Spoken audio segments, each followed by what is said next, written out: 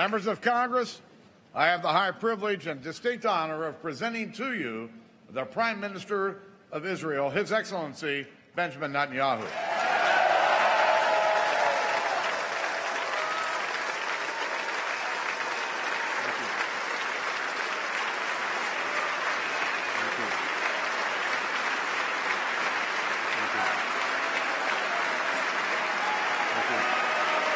Thank you. Thank you.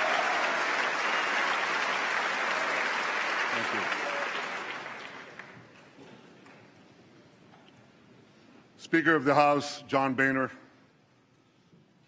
President Pro Tem, Senator Orrin Hatch, Senate Majority Leader Mitch McConnell, House Minority Leader Nancy Pelosi, and House Majority Leader Kevin McCarthy. I also want to acknowledge Senator Democratic Leader Harry Reid. Harry, it's good to see you back on your feet.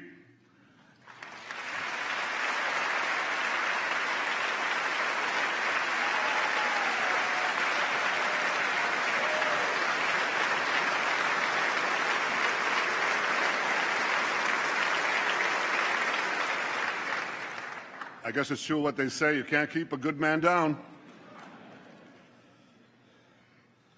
My friends, I'm deeply humbled by the opportunity to speak for a third time before the most important legislative body in the world, the U.S. Congress.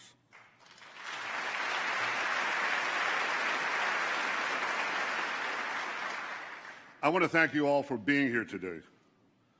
I know that my speech has been the subject of much controversy.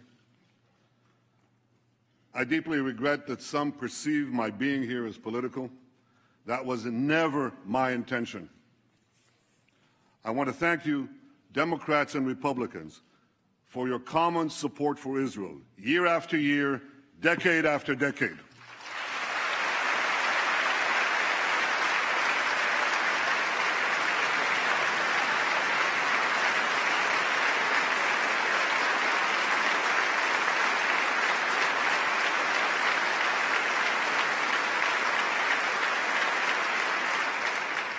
I know that no matter on which side of the aisle you sit, you stand with Israel.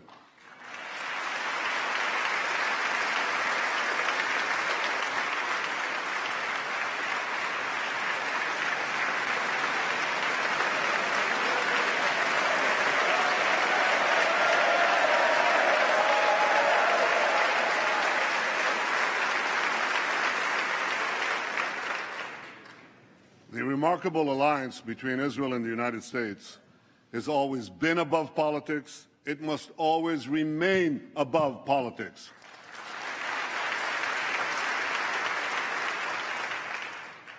Because America and Israel, we share a common destiny, the destiny of promised lands that cherish freedom and offer hope.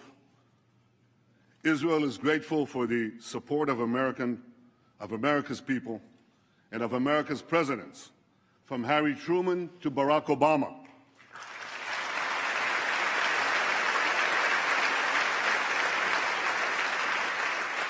We appreciate all that President Obama has done for Israel. Now, some of that is widely known.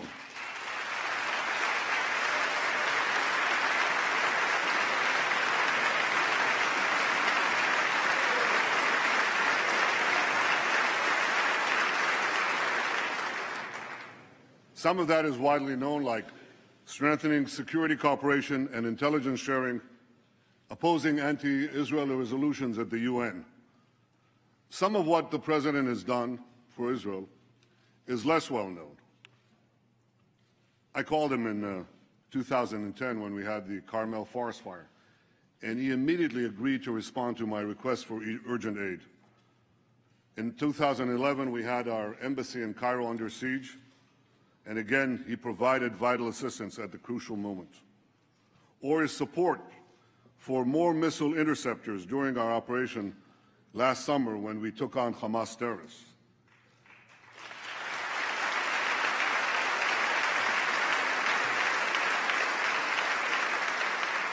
In each of those moments, I called the President, and he was there.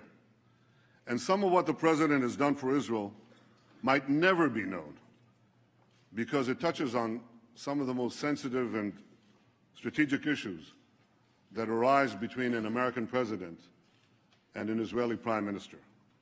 But I know it, and I will always be grateful to President Obama for that support.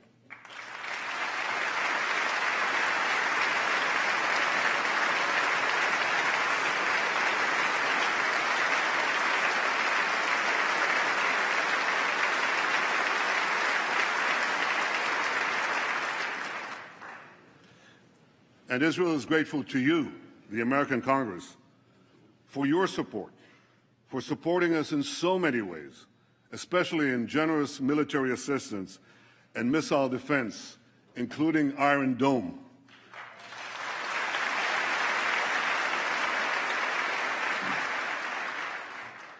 Last summer, millions of Israelis were protected from thousands of Hamas rockets because this Capitol Dome helped build our Iron Dome.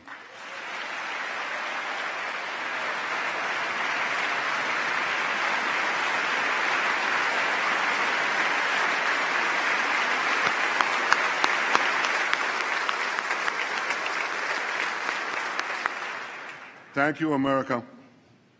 Thank you for everything you've done for Israel. My friends, I've come here today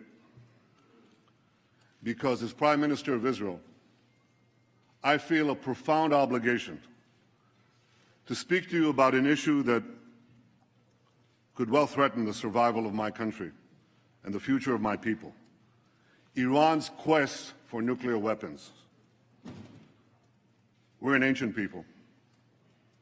In our nearly 4,000 years of history, many have tried repeatedly to destroy the Jewish people.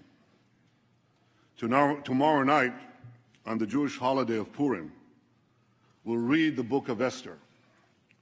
We'll read of a powerful Persian viceroy named Aman, who plotted to destroy the Jewish people some 2,500 years ago.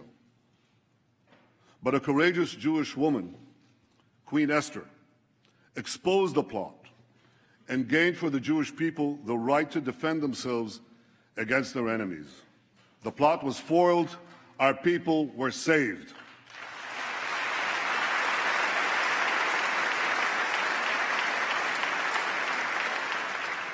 Today, the Jewish people face another attempt by yet another Persian potentate to destroy us. Iran's supreme leader, Ayatollah Khamenei, Iran's supreme leader, Ayatollah Khamenei, spews the oldest hatred of anti-Semitism with the newest technology. He tweets that Israel must be annihilated. He tweets. You know, in Iran, there isn't exactly free internet. But he tweets in English that Israel must be destroyed. For those who believe that Iran threatens the Jewish state, but not the Jewish people, listen to Hassan Nasrallah, the leader of Hezbollah, Iran's chief terrorist proxy. He said, "If all the Jews gather in Israel, it will save us the trouble of chasing them down around the world." But Iran's regime is not merely a Jewish problem, any more than the Nazi regime was merely a Jewish problem. The 6 million Jews murdered by the Nazis were but a fraction of the 60 million people killed in World War II. So too, Iran's regime poses a grave threat not only to Israel, but also to the peace of the entire world. To understand just how dangerous Iran would be with nuclear weapons, we must fully understand the nature of the regime. The people of Iran are very talented people. They're heirs to one of the world's great civilizations. But in 1979, they were hijacked by religious zealots who imposed on them immediately a dark and brutal dictatorship. That year, the Zealots drafted a constitution, a new one for Iran. It directed the Revolutionary Guards not only to protect Iran's borders, but also to fulfill the ideological mission of jihad. The regime's founder, Ayatollah Khomeini, exhorted his followers to export the revolution throughout the world. I'm standing here in Washington, D.C., and the difference is so stark. America's founding document promises life, liberty, and the pursuit of happiness. Iran's founding document pledges death, tyranny, and the pursuit of jihad. And as states are collapsing across the Middle East, Iran is charging into the void to do just that. Iran's goons in Gaza, its lackeys in Lebanon, its Revolutionary Guards on the Golan Heights are clutching Israel with three tentacles of terror. Backed by Iran, Assad is slaughtering Syrians. Backed by Iran, Shiite militias are rampaging through Iraq. Backed by Iran, Houthis are seizing control of Yemen, threatening the strategic straits at the mouth of the Red Sea. Along with the Straits of Hormuz, that would give Iran a second choke point on the world's oil supply. Just last week, near Hormuz, Iran carried out a military exercise blowing up a mock U.S. aircraft carrier. That's just last week, while they're having nuclear talks with the United States. But unfortunately, for the last 36 years, Iran's attacks against the United States have been anything but mock, and the targets have been all too real. Iran took dozens of Americans hostage in Tehran, murdered hundreds of American soldiers, Marines in Beirut, and was responsible for killing and maiming thousands of American servicemen and women in Iraq and Afghanistan. Beyond the Middle East, Iran attacks America and its allies through its global terror network. It blew up the Jewish Community Center and the Israeli embassy in Buenos Aires. It helped al-Qaeda bomb U.S. embassies in Africa. It even attempted to assassinate the Saudi ambassador right here in Washington, D.C. In the Middle East, Iran now dominates 4 Arab capitals: Baghdad, Damascus, Beirut, and Sana'a. And if Iran's aggression is left unchecked, more will surely follow. So at a time when many hope that Iran will join the community of nations, Iran is busy gobbling up the nations.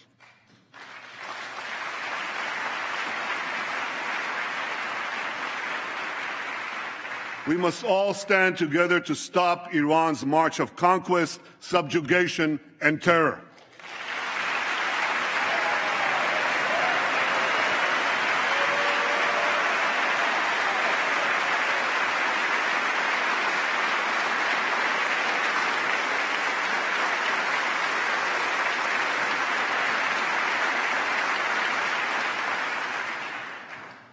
Now, 2 years ago,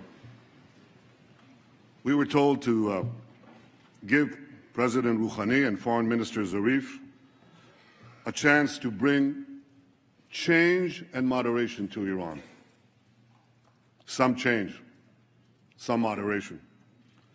Rouhani's government hangs gays, persecutes Christians, jails journalists, and executes even more prisoners than before. Last year, the same Zarif, who charms Western diplomats, laid a wreath at the grave of Imad Murnia. Imad Murnia is the terrorist mastermind who spilled more American blood than any other terrorist besides Osama bin Laden. I'd like to see someone ask him a question about that. Iran's regime is as radical as ever.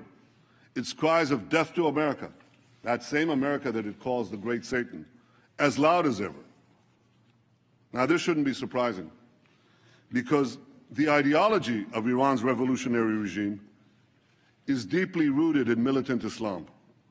And that's why this regime will always be an enemy of America. And don't be fooled.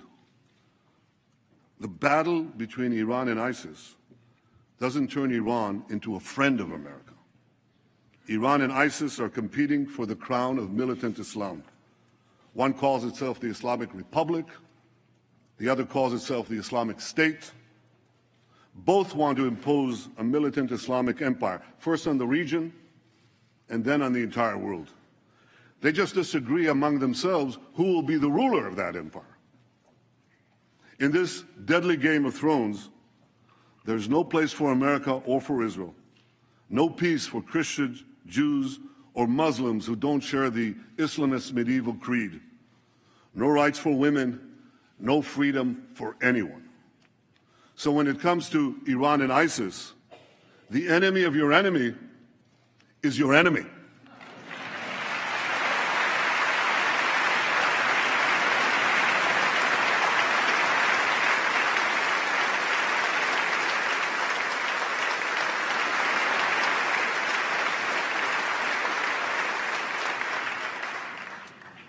The difference is that ISIS is armed with butcher knives, captured weapons, and YouTube, whereas Iran could soon be armed with intercontinental ballistic missiles and nuclear bombs. We must always remember, I'll say it one more time, the greatest danger facing our world is the marriage of militant Islam with nuclear weapons. To defeat ISIS and let Iran get nuclear weapons would be to win the battle but lose the war. We can't let that happen.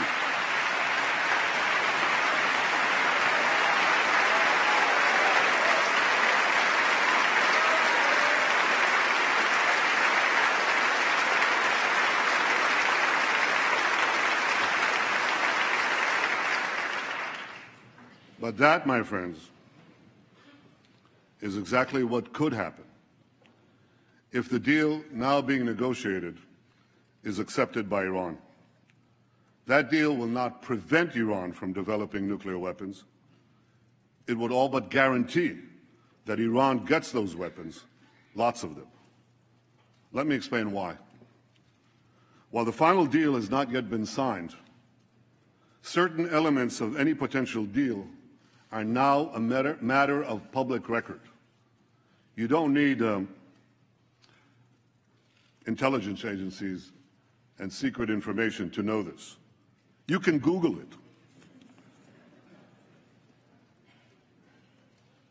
Absent a dramatic change, we know for sure that any deal with Iran will include two major concessions to Iran. The first major concession would leave Iran with a vast nuclear infrastructure, providing it with a short breakout time to the bomb. Breakout time is the time it takes to amass enough weapons-grade uranium or plutonium for a nuclear bomb. According to the deal, not a single nuclear facility would be demolished. Thousands of centrifuges used to enrich uranium would be left spinning. Thousands more would be temporarily disconnected, but not destroyed. Because Iran's nuclear program would be left largely intact, Iran's breakout time would be very short, about a year by U.S. assessment, even shorter by Israel's. And if Iran's work on advanced centrifuges, faster and faster centrifuges, is not stopped, that breakout time could still be shorter, a lot shorter. True, certain restrictions would be imposed on Iran's nuclear program, and Iran's adherence to those restrictions would be supervised by international inspectors. But here's the problem. You see, inspectors document violations. They don't stop them. Inspectors knew when North Korea broke to the bomb, but that didn't stop anything. North Korea turned off the cameras, kicked out the inspectors. Within a few years, it got the bomb.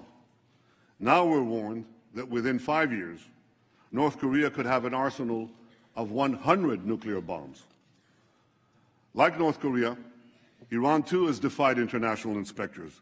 It's done that on at least 3 separate occasions: 2005, 2006, 2010. Like North Korea, Iran broke the locks, shut off the cameras. Now, I know this is not going to come as a shock to any of you, but Iran not only defies inspectors, it also plays a pretty good game of hide and cheat with them. The UN's nuclear watchdog agency, the IAEA, said again yesterday that Iran still refuses to come clean about its military nuclear program. Iran was also caught twice, not once, twice, operating secret nuclear facilities in Natanz and Qom, facilities that inspectors didn't even know existed.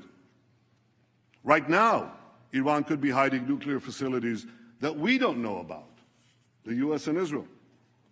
As the former head of inspections for the IAEA said in 2013, he said, if there's no undeclared installation today in Iran, it'll be the first time in 20 years that it doesn't have one.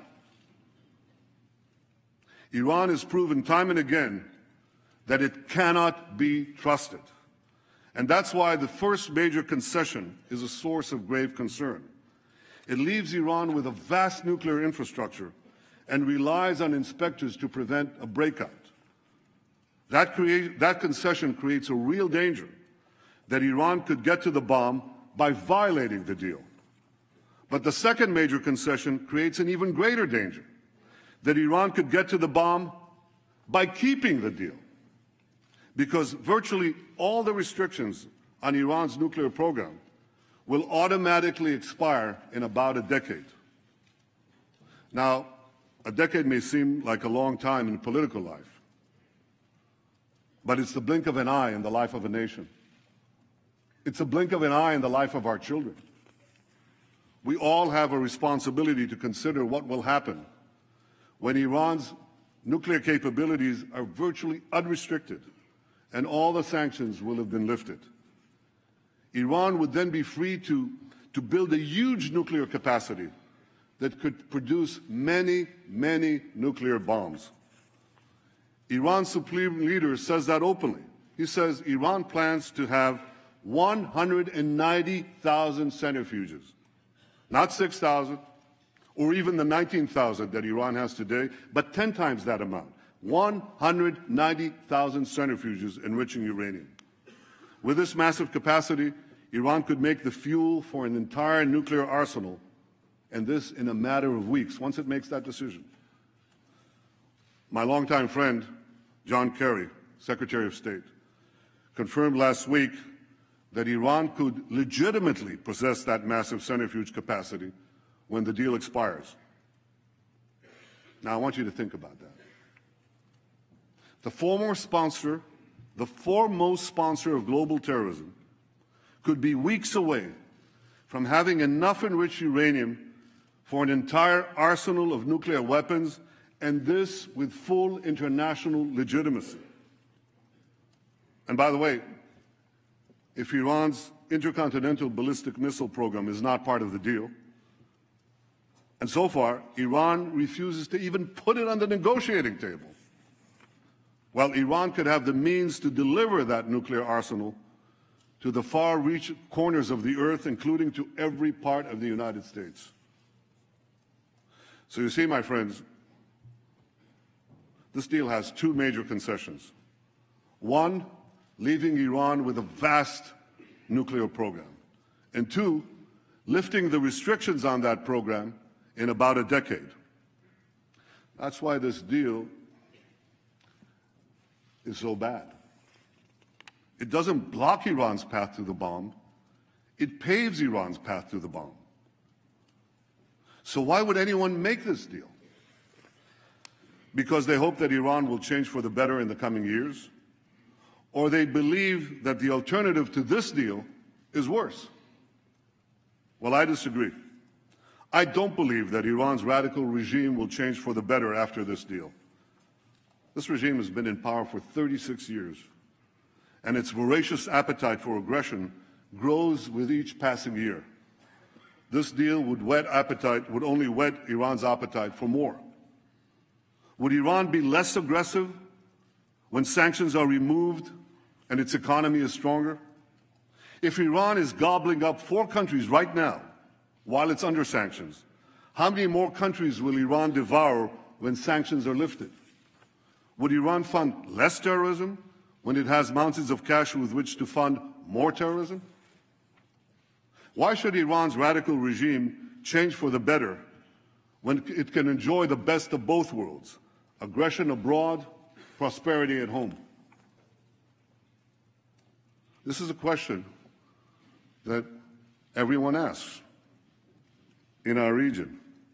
Israel's neighbors, Iran's neighbors, know that Iran will become even more aggressive and sponsor even more terrorism when its economy is unshackled and it's been given a clear path to the bomb.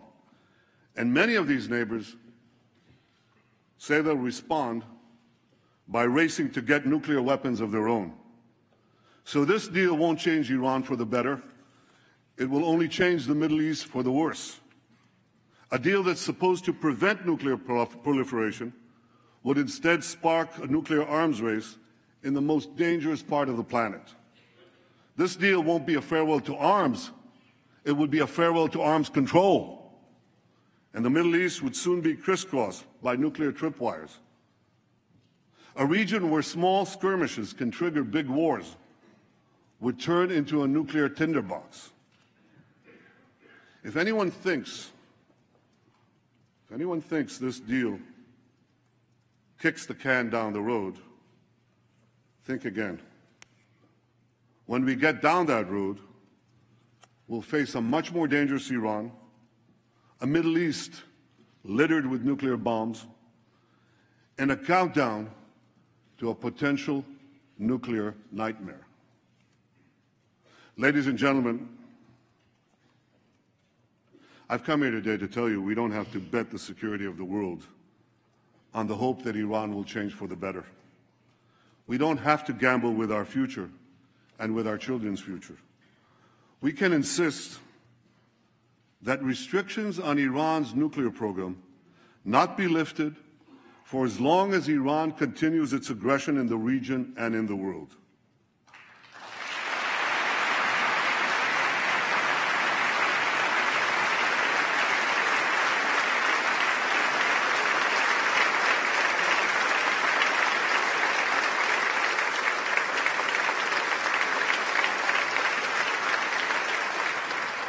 Before lifting those restrictions, the world should demand that Iran do three things. First, stop its aggression against its neighbors in the Middle East. Second,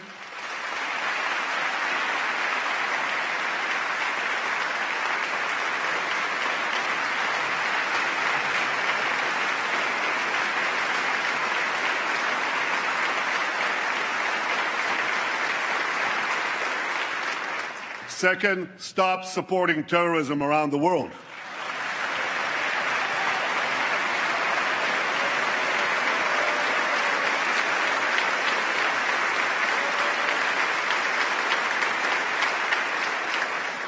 And third, stop threatening to annihilate my country, Israel, the one and only Jewish state.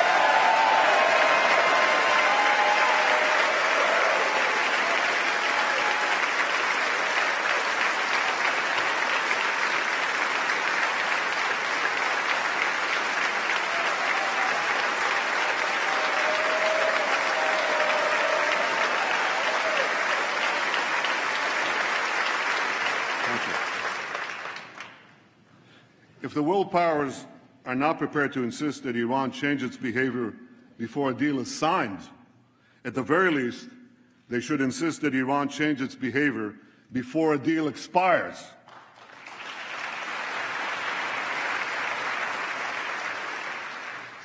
If Iran changes its behavior, the restrictions would be lifted. If Iran doesn't change its behavior, the restrictions should not be lifted.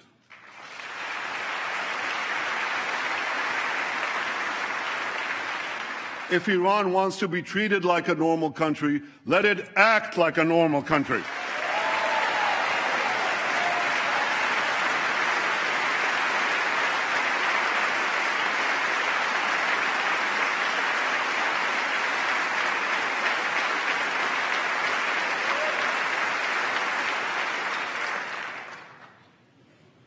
My friends, what about the argument that there is no alternative to this deal? That Iran's nuclear know-how cannot be erased, that its nuclear program is so advanced that the best we can do is delay the inevitable, which is essentially what the proposed deal seeks to do. Well, nuclear know-how without nuclear infrastructure doesn't get you very much. A race car driver without a car can't drive. A pilot without a plane can't fly. Without thousands of centrifuges, tons of enriched uranium, or heavy water facilities, Iran can't make nuclear weapons.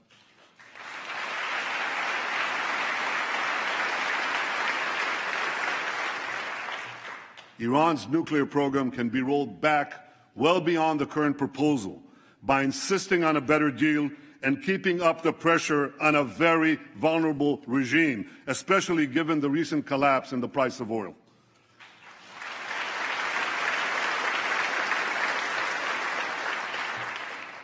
Now, if Iran threatens to walk away from the table, and this often happens in a Persian bazaar, call their bluff. They'll be back because they need the deal a lot more than you do.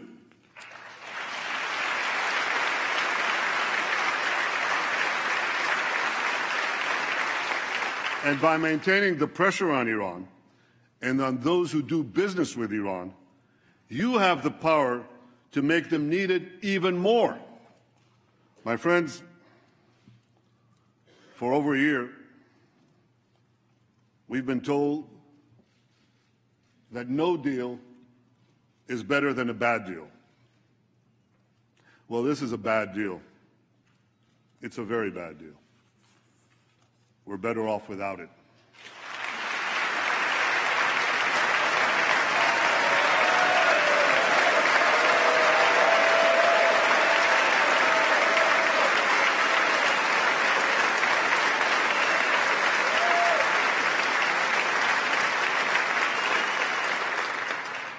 Now we're being told that the only alternative to this bad deal is war.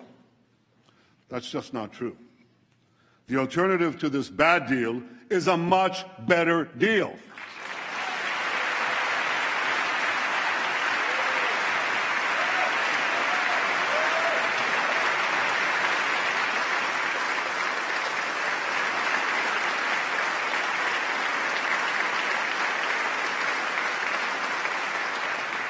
A better deal that doesn't leave Iran with a vast nuclear infrastructure and such a short breakout time. A better deal that keeps the restrictions on Iran's nuclear program in place until Iran's aggression ends.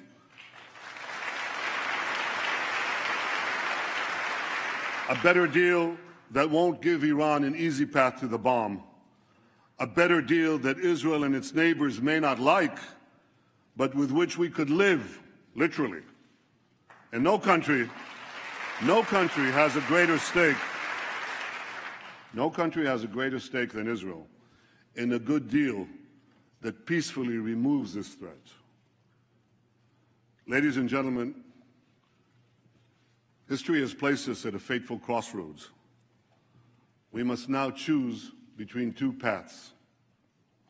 One path leads to a bad deal that will at best curtail Iran's nuclear ambitions for a while, but it will inexorably lead to a nuclear-armed Iran whose unbridled aggression will inevitably lead to war.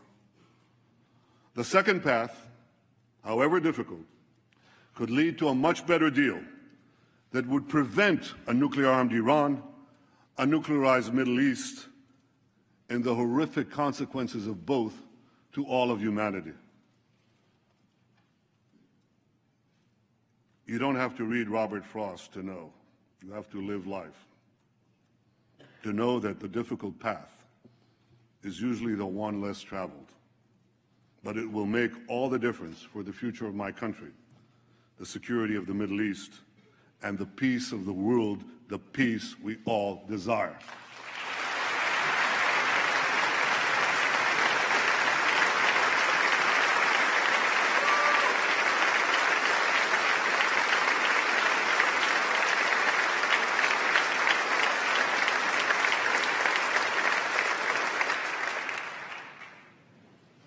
My friends, standing up to Iran is not easy. Standing up to dark and murderous regimes never is. With us today is Holocaust survivor and Nobel Prize winner, Elie Wiesel.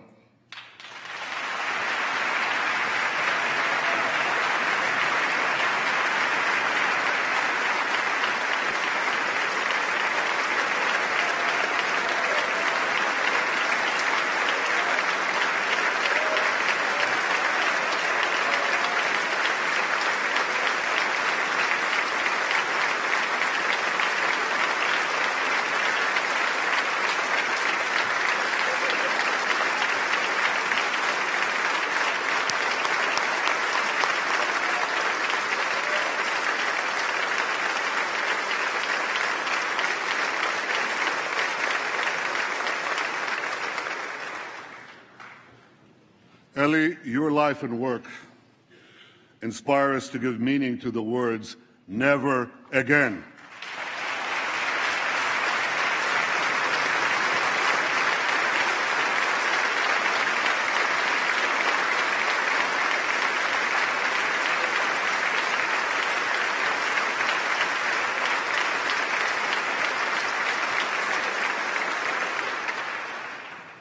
And I wish I could promise you, Elie, that the lessons of history have been learned.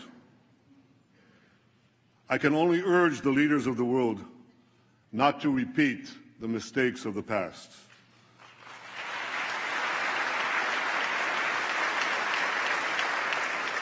Not to sacrifice the future for the present, not to ignore aggression in the hopes of gaining an illusory peace. But I can guarantee you this: the days when the Jewish people remain passive in the face of genocidal enemies, those days are over.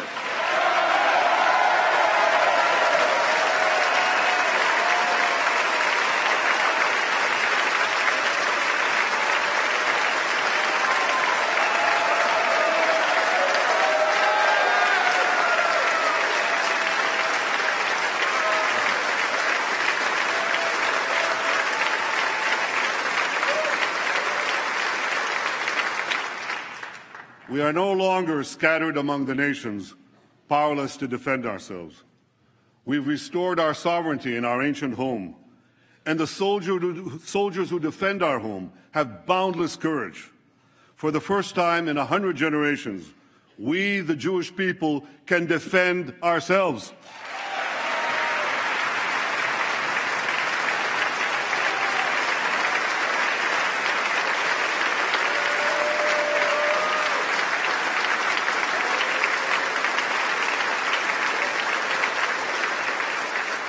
This is why, as Prime Minister of Israel, I can promise you one more thing. Even if Israel has to stand alone, Israel will stand.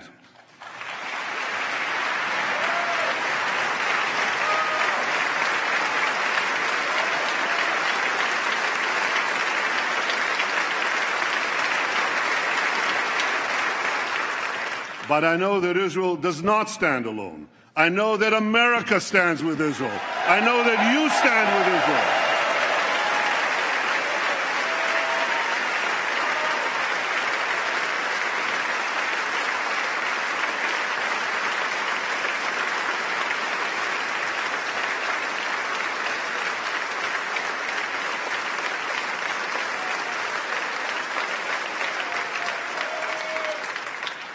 You stand with Israel because you know that the story of Israel is not only the story of the Jewish people, but of the human spirit that refuses again and again to succumb to history's horrors.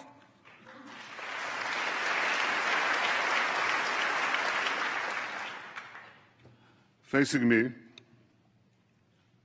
right up there in the gallery, overlooking all of us in this august chamber, is the image of Moses. Moses led our people from slavery to the gates of the Promised Land. And before the people of Israel entered the land of Israel, Moses gave us a message that has steeled our resolve for thousands of years. I leave you with his message today.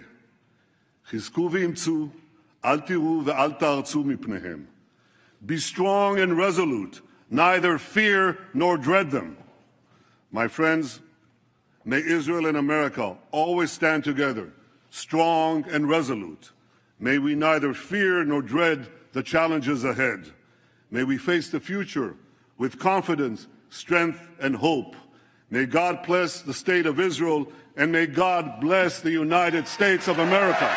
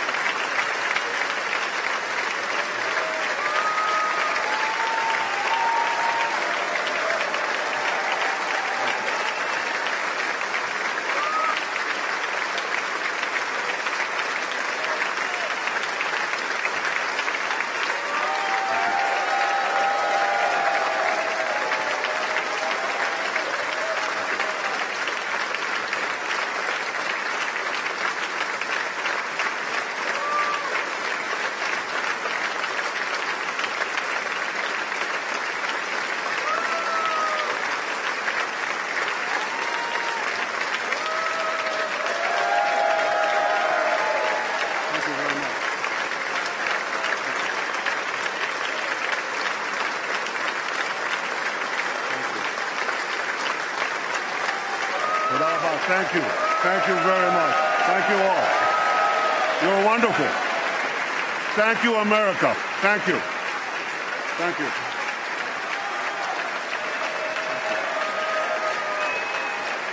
Thank you.